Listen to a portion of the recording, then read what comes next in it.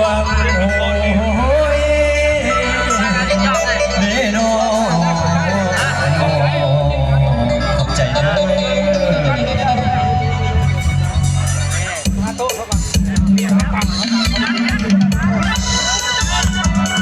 ขอบใจ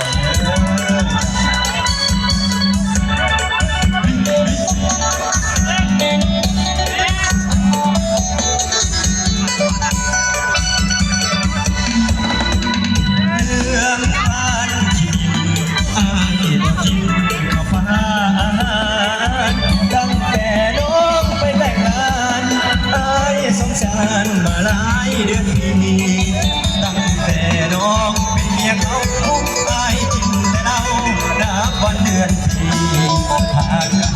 แต่เจ้าสามีและคนดีอยากเมื่อมีทางบ้านคุณรู้นะกลัวเจ้าเอาผัวอายยังหำหอน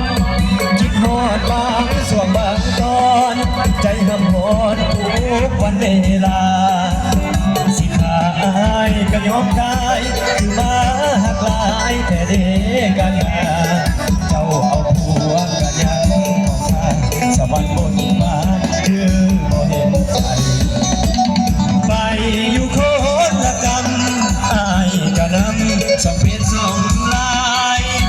บ่ได้มีต่อเงียบอายแต่ว่าตัวอายติดตามคนดี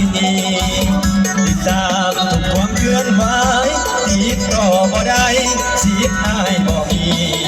อายก็หาแต่เจ้าสามีหาคนดีบ่มีใครป่าเรื่องคือหวานทรมานบ่คอยใจลอยสู่มือดำคือด้วยใจนอนหอบให้ย้ำเข้าส่องเพลนไล่ไอ้นั่นคือคนตายคิดหอดลายแต่นางน้องขอบใจไปไล่น้ำใจเด้อ